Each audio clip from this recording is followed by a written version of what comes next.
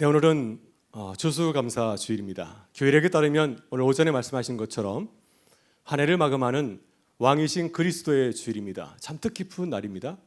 한 해의 마지막 주일, 또 추수감사 주일 모여서 하나님께서 베푸신 은혜를 나누는 귀하고 복된 자리입니다. 우리 교회는 추수감사 주일에 저녁에 함께 모이고 있습니다.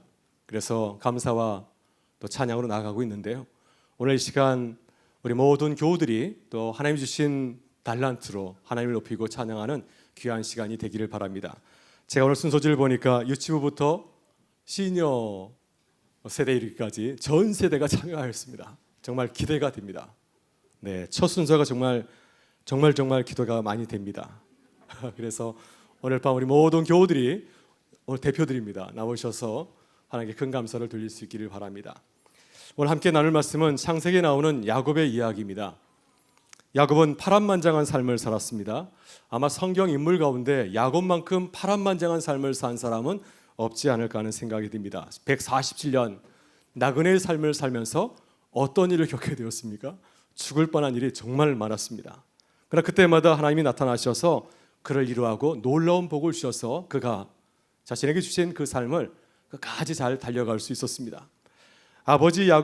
야곱이 아버지 이삭을 속여서 장자의 축복을 가로챘을 때 그의 형 에사가 그를 죽이러 가지 않았습니까? 그래서 그는 형의 그 살기를 느끼고 도망치게 되었습니다. 길바닥에서 처량하게 잠을 잘 때 하나님이 나타나셔서 꿈을 꾸게 하였습니다. 하늘 사닥다리 꿈을 꾸게 하시고 내가 너와 함께 하리라, 그와 함께 하실 것을 약속하는 귀한 말씀을 주셔서 그가 도망자의 삶 가운데서도 약속의 말씀을 의지해서 삶을 살아갈 수 있었습니다. 야곱은 외삼촌 라반의 집에서 오랫동안 머물렀지만은 노동의 대가도 받지 못하고 노동 착취를 당하였습니다. 그러나 하나님의 은혜로 거부가 되어서 이 외삼촌 라반의 집을 떠날 수 있었습니다. 자신의 모든 재산을 빼앗길 같이 느꼈던 외삼촌 라반이 그를 가만두려고 하지 않았습니다. 하나님께서 외삼촌 라반과 그의 형제들을 두렵게 하였기 때문에 안전하게 다시 고향으로 돌아갈 수 있었습니다. 이때도 하나님께서 나타나셔서 너의 길을 도와주실 거라고 안전하게 집으로 돌아가실 것을 약속해 주었습니다. 야곱이 다시 집으로 돌아갈 때 형 에사가 어떻게 하였습니까? 아직까지도 마음의 분노를 가지고 나의 장자권을 빼앗은 그 동생을 용서하지 못하고 군사 400명을 데리고 그를 복수하기 위해서 찾아오지 않았습니까? 너무 두려워서 야곱은 야복 강가에서 밤을 새어가며 기도하며 하나님과 씨름하였습니다. 그때 하나님께서 야곱을 축복하였습니다. 새 이름을 주었습니다. 이스라엘. 그리고 에서의 복수로부터 구원받고 용서하고 화해하는 복을 누리게 되었습니다. 야곱은 또한 세겜에서 멸족당할 뻔한 위기를 맞이하게 되었습니다. 여러분, 세겜은 야곱에게는 큰 아픔의 땅입니다. 왜냐하면 사랑하는 딸 디나가 겁탈을 당한 곳이기 때문이죠. 또 그의 오빠들이 화가 나서 세겜 족속의 모든 남자들을 칼로 다 죽이지 않았습니까? 그래서 주변 사람들이 이 무서운 야곱의 일가를 가만두지 않으려고 그들을 멸족하려고 하였습니다. 그때 하나님께서 나타나셔서 그들을 두렵게 하기 때문에 야곱과 그의 가족은 목숨을 구할 수 있었습니다. 여러분, 야곱은 노년에 큰 아픔을 당하였습니다. 그것은 사랑하는 아들 요셉을 잃어버린 것이죠. 야곱의 아들들이 요셉을 미워해서 시기해서 아버지의 사랑을 독차지한다고 그를 종으로 팔아넘기지 않았습니까? 그리고는 요셉이 광야에서 짐승에 물려 죽었다고 아버지가 그 아들에게 주었던 채색옷에 동물의 피를 묻히고 녹아서 이렇게 거짓말하였습니다.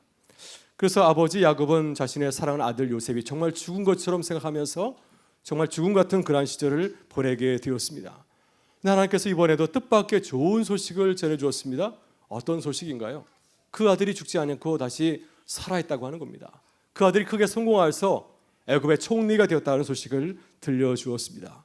그래서 그 아들이 대기근으로 어려움을 겪고 있는 자신의 가족을 구원해 주었고요. 그리고 또한 모든 가족이 이제 애굽 땅에 내려가서 평안하게 살아갈 수 있는 모든 그 자리를 마련해 주었습니다. 이것이 하나님이 노년에 야곱에게 주신 뜻밖의 감사입니다. 오늘 본문에서 야곱은 어떤 감사를 드리고 있나요? 뜻밖의 감사를 드리고 있습니다. 자신이 예상하였던, 당연하다고 생각했던 그 감사를 드리는 것이 아니라 뜻밖의 자신에게 찾아온 놀라운 감사를 드리고 있습니다. 오늘 본문을 보게 되면 요셉이 자신의 두 아들을 데리고 아버지 야곱에게 나왔습니다. 아버지의 축복을 받겠다고, 아버지의 축복이 내 아들들에게도 내려보내겠다는 그 마음을 가지고서 아버지 야곱을 찾아왔을 때 야곱은 불편한 몸이었지만 그 자리에서 일어나서 자신의 사랑하는 아들들, 손자들을 끼워안고 안고 그들을 축복해 주었습니다. 이 얼마나 기쁘고 즐거운 자리인가요? 야곱이 전혀 기대하지 않았던 자리인데 하나님께서 뜻밖의 선물을 야곱에게 주신 것입니다. 11절에서 야곱이 이렇게 감사의 고백을 하고 있습니다.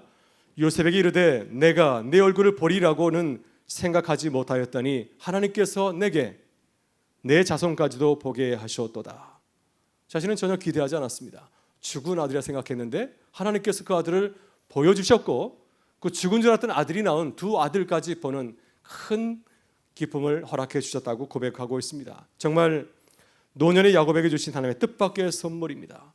또한 이것은 야곱이 하나님께 드린 뜻밖의 감사의 또한 선물이기도 하였습니다. 이렇게 하나님은 어떤 분이신가요? 하나님은 우리에게 뜻밖의 선물을 하시는 서프라이즈 이벤트를 굉장히 좋아하시는 좋으신 하나님이신 줄 믿습니다. 오늘 여러분은 추수감사주를 맞이해서 어떤 하나님의 특별한 선물을 발견하고 감사하고 있습니까? 한번 찾아보시기를 바랍니다. 하나님께서 우리 모두에게 각자에게 꼭 필요한 뜻밖의 선물을 주신 줄 믿습니다. 우리에게는 이번 추수감사절에 어떤 깜짝 선물을 받았습니까? 이번 추수감사주를 앞두고 하나님께서 우리 교회에 주신 뜻밖의 선물이 있습니다. 교회가 정말 어려웠습니다. 우리 교회 주변에 교통도로 개설의 문제로 큰 고통을 당했는데 하나님께서 뜻밖의 이 어려운 문제를 해결해 주셔서 우리가 기쁜 마음으로 오늘 이 자리에 있는 줄 믿습니다. 하나님께서 이 모든 문제를 주님의 은혜 가운데 해결해 주셔서 오늘 우리가 이렇게 기쁜 감사의 찬양잔치를 드리게 된 줄 믿습니다. 그래서 이러한 은혜를 생각하면서 함께 감사로 나가는 귀한 시간이 될 수 있기를 바랍니다. 오늘 밤 우리는 추수감사 찬양잔치로 모였습니다. 이 시간 하나님께서 내게 주신 은혜를 찾고 감사하는 시간이 되길 간절히 바라고요. 또 아직 못 받았다고 생각하시는 분이 있다고 한다면 뜻밖의 선물을 기대하며 감사하며 나가는 복된 시간이 되기를 간절히 바랍니다. 특별히 주님이 주실 선물을 기대하며 기도하시는 분들이 있는 줄 믿습니다. 여러분 먼저 감사하고 기뻐하시길 바랍니다. 감사를 선포하실 수 있기를 바랍니다. 야곱이 전혀 기대하지 않았지만 뜻밖의 선물을 받은 것처럼 하나님께서 주면을 간절히 사모하는 자에게 뜻밖의 선물로 우리의 삶을 풍성하게 해주시리라 믿습니다. 이 시간 지금까지 우리와 함께 하신 하나님, 또 앞으로 우리에게 놀라운 깜짝 선물을 주신 그 주님을 바라보면서 기쁜 마음으로 큰 감사와 찬양 올려드리는 귀한 시간 될 수 있기를 주의 이름으로 축원합니다. 함께 기도하겠습니다.